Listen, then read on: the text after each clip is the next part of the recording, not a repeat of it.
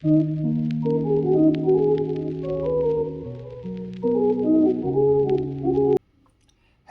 दोस्तों, तो आज का अपना टॉपिक है median nerve and ulnar nerve. क्योंकि पेपर में क्वेश्चन आते हैं तो टॉपिक इंपॉर्टेंट है, तो आइए बात शुरू करते हैं। अगर मैं मीडियन नर्व की बात करता हूँ तो इसकी रूट वैल्यू क्या होती है? तो इसकी रूट वैल्यू होती है C5 to T1, C5, C6, C7, C8 and T1। इसके बाद it will not supply any muscle in axilla and arm.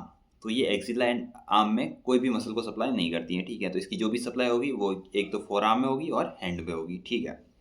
इसके बाद अगर मैं इसकी कोर्स की बात करता हूँ तो ऑब्वियस सी बात है, ये ओरिजिनेट होती है from middle cord and lateral cord of brachial plexus.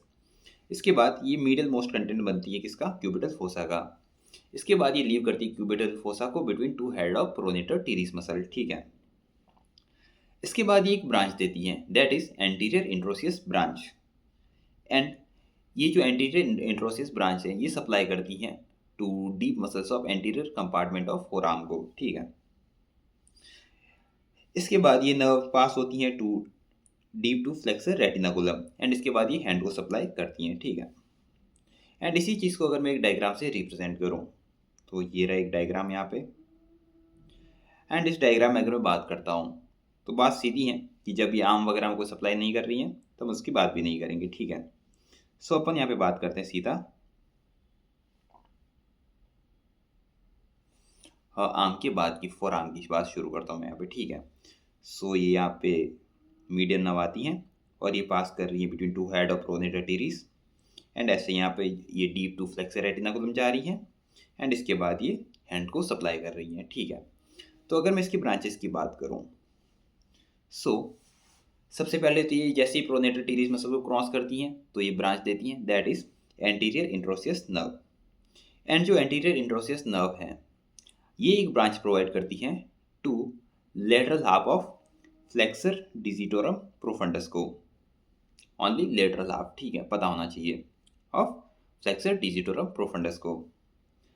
इसके बाद मीडियन नर्व एक ब्रांच देती है टू फ्लेक्सर डिजिटोरम सुपरफिशियलिस को, ठीक है। एंड इसके बाद ये एक ब्रांच देती है जो सुपरफिशियल पास हो रही है टू फ्लेक्सर रेटिनाकुलम, ये वाली branch, that is palmar cutaneous branch. Obvious सी बात है, अगर पाल्मर क्यूटेनियस ब्रांच है तो किसको सप्लाई करेगी? पाल्मर पार्ट को सप्लाई करेगी ऑफ लेटरल एस्पेक्ट। ये डॉर्सल एस्पेक्ट है, ये पाल्मर एस्पेक्ट है। पाल्मर में भी कौन सा? लेटरल एस्पेक्ट, ठीक है। ये सप्लाई कर रही है लेटरल एस्पेक्ट ऑफ पाम, ठीक है। इसके बाद ये फ्लेक्सर रेटिनाकुलम के नीचे से पास हो रही है deep to flexor retinaculum and then ये ब्रांच देती है, that is digital branch. And ये डिजिटल ब्रांच किसको सप्लाई करेगी? तो ये डिजिट को सप्लाई करेगी, ठीक है। इसके बाद ये कुछ ब्रांच देती हैं, जितने भी थिनार मसल्स है उसको सब ब्रांचेस देगी एक्सेप्ट एडक्टर पॉलिसिस को। तो thenar muscle except adductor pollicis and इसके बाद ये सप्लाई करती हैं L1 एंड L2 लम्ब्राइकल्स को, जो कि यूनिपिनेट होते हैं, ठीक है।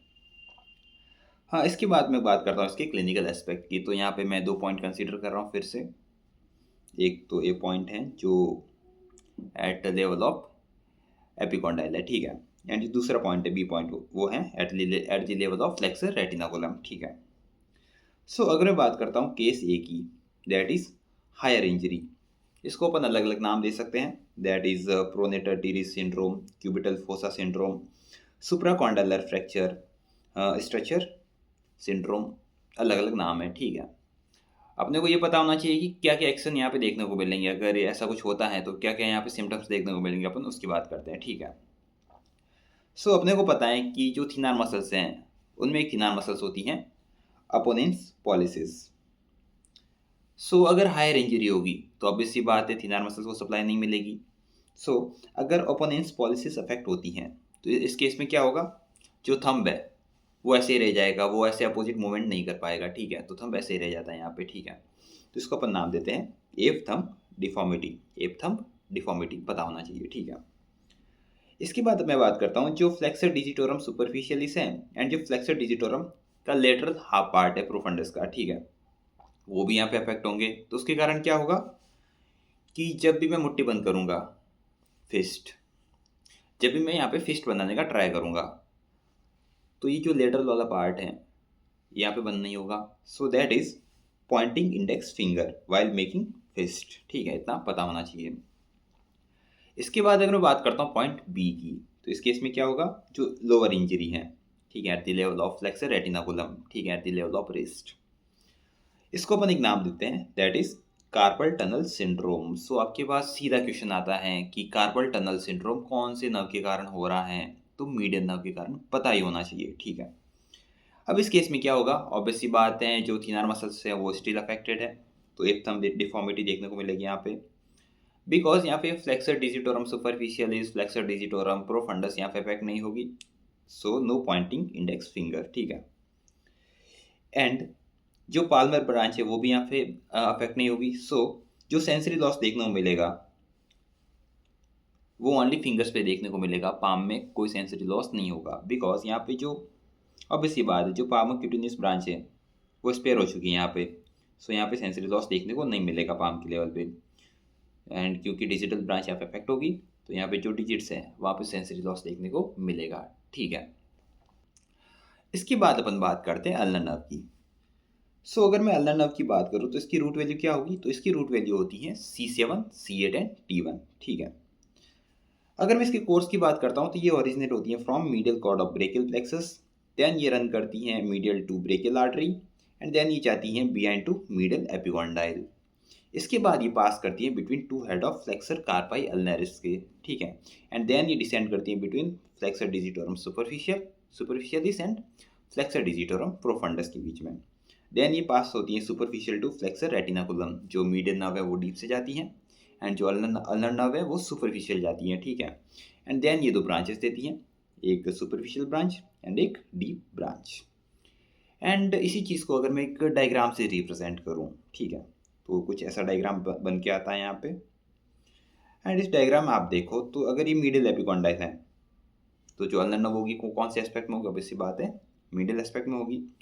सो अल्नर नर्व कुछ ऐसे आती हैं, देन ये पास होती हैं behind to middle epicondyle, then ये रन करती हैं between two head of flexor carpi ulnaris, and then ये जाती हैं superficial to flexor retinaculum, and then ये एक कैनाल से पास होती हैं जिसका नाम है गयंस कैनाल। ठीक है, एंड देन ये एक सुपरफिशियल ब्रांच देगी और एक डीप ब्रांच देगी। ठीक है, इसके बाद अपन बात करते हैं कि कौन कौन सी मसल्स वो सप्लाई कर रही हैं।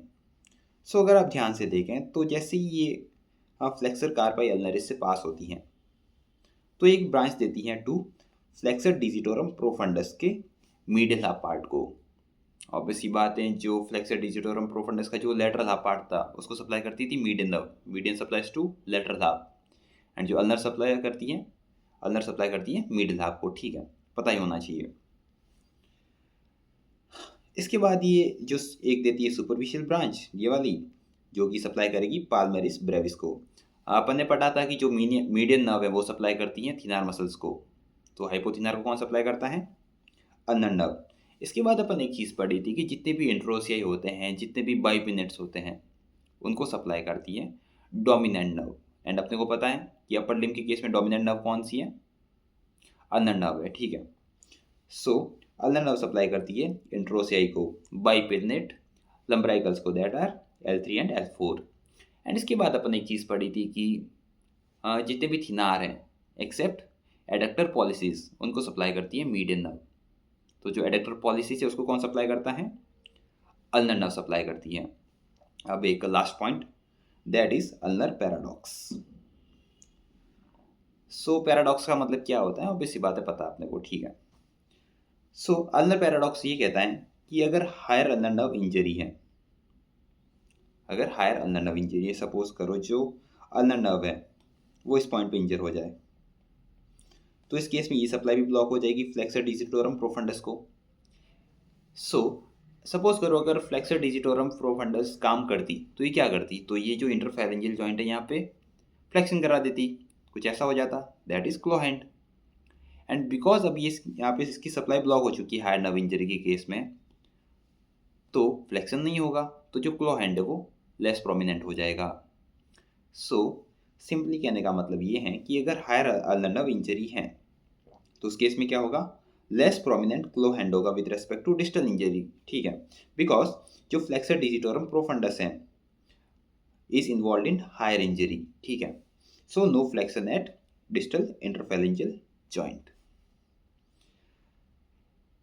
सो इसी के साथ अपना अपर लिम्ब खत्म होता है, ठीक है, ये लास्ट टॉपिक था। सो अगर आपको ये कंटेंट बढ़िया लगा हो तो ज़रूर बताना कि अगला कौन सा टॉपिक शुरू करना चाहिए। हाँ, तब तक के लिए ऑल दी बेस्ट, बढ़िया से पढ़ते रहो। एंड कोई भी प्रॉब्लम हो, कोई भी दिक्कत आए तो आप ज़रूर बताएं हमें, ठीक है। Thank you so much.